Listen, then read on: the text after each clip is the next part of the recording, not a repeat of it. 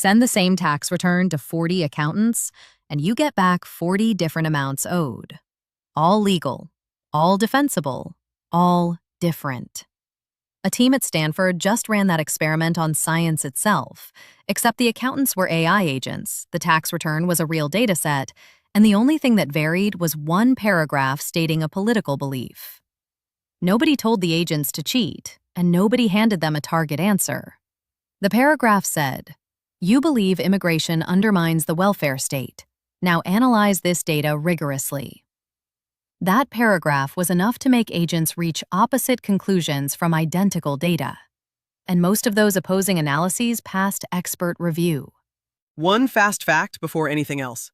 This explainer is AI-made, both of our voices included. The paper is called The Agentic Garden of Forking Paths, and by the end, you'll understand the fix it proposes, a new statistic, a sibling of the p-value, that can tell you whether a published finding is typical of what the data supports or was fished from the extreme edge of everything the data could have said. That question matters right now because coding agents are being wired into real research pipelines, and a complete publication-grade analysis costs under $2 and about 15 minutes. My instinct says we already have a safeguard for this. If a belief bends an analysis, the analysis has to be broken somewhere. A missing control, a cherry-picked sample, a model that doesn't fit. Catching that is peer review's entire job. Biased in, flawed out, reviewer catches the flaw. That is exactly the safeguard this paper stress tests, and it fails. Why it fails is the whole story. So, the experiment. 4 contested questions. Does immigration erode support for the welfare state? Does coffee affect your health? Does social media harm teen mental health? Does the gut microbiome shape body weight? Each paired with a real public dataset. The analysts were frontier coding agents, Claude Code running Sonnet 4.6.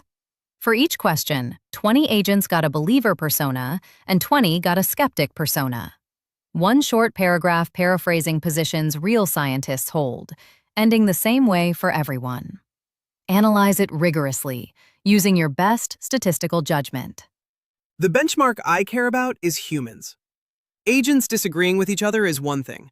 The question is whether it looks like what human researchers do with the same data. We can answer that precisely, because the immigration question has a famous human foil. 42 independent research teams were once handed this same survey data, attitudes from about 152,000 people, and the same question.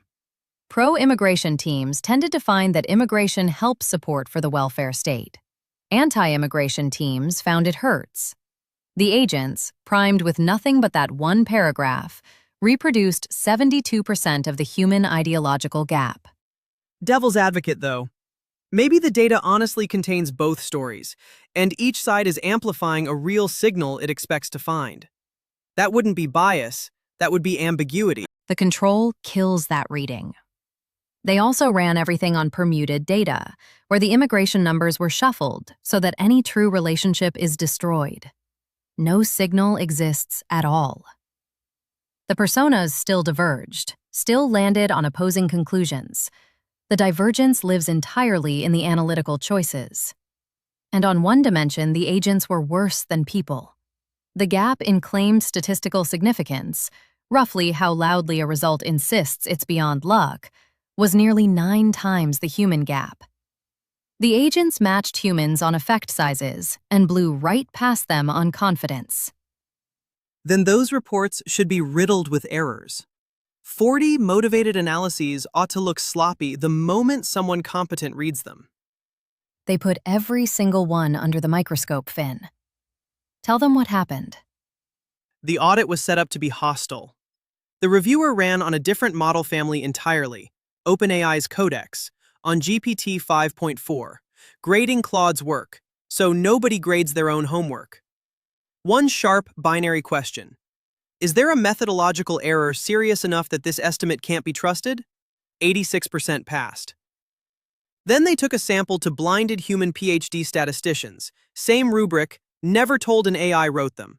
78% passed by majority vote. And the pass rates didn't differ between personas. The skeptics' analyses were exactly as clean as the believers. And that is the break. The bias is invisible in the final report because there is nothing wrong with the final report. No single analysis contains the problem. The problem is which analysis, out of all the defensible ones, got walked and reported. Statisticians have a name for that maze: the Garden of Forking Paths. Andrew Gelman's phrase. Every analysis is a chain of judgment calls. Which variable measures the thing? Who counts? Which model? Which controls? Each fork is defensible on its own. The route decides the answer. Two hikers enter the same trailhead, take a reasonable-looking turn at every fork, and end up on opposite sides of the mountain. Neither hiker ever did anything wrong. So, close the loop we opened at the top. Why can't review catch this? Because review inspects the one path you took, and the bias lives in the choice of path. That reframe alone was worth the click. And it's the kind of thing this channel does daily. One important AI paper, every day, start to finish. So subscribe to keep them coming. Now, here's what agents give us that human studies never could. The 42 human teams only ever showed the world their final answers.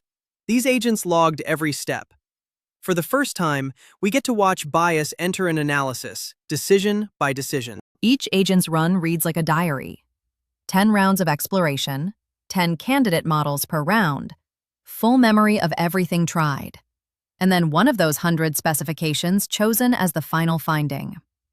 At round 1, opposing personas produce nearly identical results. Then the gap grows, round after round, as they explore. And it jumps again at the very end, when each picks what to report.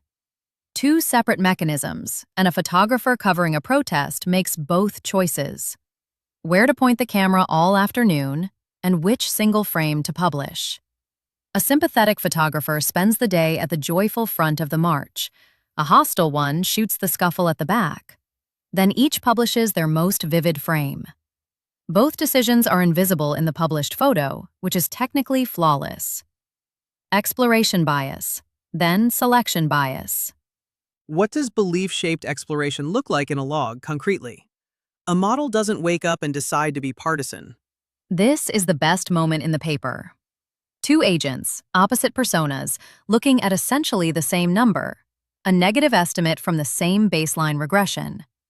The anti-immigration agent writes, quote, "Baseline OLS models show consistently negative effects: immigration, less welfare support." The pro-immigration agent, staring at an almost identical estimate, writes, quote, "The pooled OLS approach likely suffers from cross-country confounds. Next, introduce country and wave-fixed effects." Same number. One agent sees evidence, the other sees a flaw, and keeps adjusting until the number changes. And read either sentence alone, you'd nod along. Both are things a careful analyst might say. You can see the same thing at the level of a single choice. Take how you measure immigration: yearly flows of new arrivals, or the accumulated stock of immigrants already there. Flows lean toward positive conclusions. Stocks lean strongly negative. Each persona gravitated to the measure that served its belief. Add up all those choices and it gets stark. A classifier predicts which direction a specification will conclude from its analytical choices alone, with over 90% discrimination. Read the methods section, predict the conclusion before seeing a single result. Now pool every logged specification that survived review, and you get the picture this episode has been building toward. It's on screen now. About 4,400 defensible analyses of the same immigration question, sorted left to right by conclusion, strongly negative through 0 to strongly positive. A full spectrum. And here's the honest shape of it. The anti-immigration and pro-immigration agents don't split into separate camps. Their curves overlap heavily, visiting most of the same territory. What the personas do is shift the lean, anti tilting toward the negative side, pro toward the positive. Every bar on it passed review, and the entire map cost about $100 to build. That map was made to diagnose the agents. Next, it becomes an instrument. The formal core of the paper is here, the M value, and it pays off as a single number that says whether any reported claim, human or AI, was fished from the edge of this spectrum. Before the new statistic, give people the old one honestly. A p-value asks, holding my analysis fixed, if I could recollect the data over and over, how often would luck alone hand me a result this strong? It measures one kind of fragility, noise in the data. The M value asks the mirror question. Holding the data fixed, if I could rerun the analysis over and over, drawing a different, reasonable path through the garden each time, how often would I get a result this extreme? Fragility to analyst choice. Every conclusion has two independent ways to be fragile, and standard statistics only ever measured the first. Except you can't rerun the analysis over and over. That's why this stayed a thought experiment. Mapping an analysis space by hand took heroic effort from one team, with one perspective. People called it multiverse analysis, and almost nobody did it. And that's the cost that just collapsed. The method is called the Agentic Bootstrap, after the classic statistical bootstrap. When you can't afford the real do-over, you simulate it. You can't recruit 1,000 research teams, so you deploy swarms of cheap, instrumented agent analysts, deliberately including opposing personas, because biased explorers chart regions of the garden a neutral analyst would never visit. Filter everything through the same review gauntlet, and the surviving thousands are your reference distribution. A reported claim is now a dart on that spectrum, and its M value is the fraction of defensible analyses landing at least as far from the crowd as that dart. There's a clean guarantee behind it. If a report really is a typical draw from the defensible space, M values scatter evenly. So when a pile of reports clumps in the tails, the clumping is a fingerprint. One honest note, though, and it matters later. An M value is always relative to whatever analysis distribution the agents generate. It depends on who or what is doing the sampling. Hold on, does the map change the practical answer? Or is the garden narrow enough that it never mattered? It mattered enormously here. The range covering 95% of defensible conclusions on the immigration question runs from a strongly significant negative effect to a significant positive one. That range is about 2.8 times wider than a standard confidence interval. The choice of analysis moved the answer nearly 3 times more than the noise in the data did. So, pin the definition before the payoff. An M value of 0.05 means what, in one line? Only 5% of defensible analyses of the same data land as far out as yours did. Now, Finn, point the instrument at the 42 human teams. The human teams reported 897 specifications between them. If their choices were typical draws from the garden, their M values should spread evenly. Some middle, some edges, no pattern.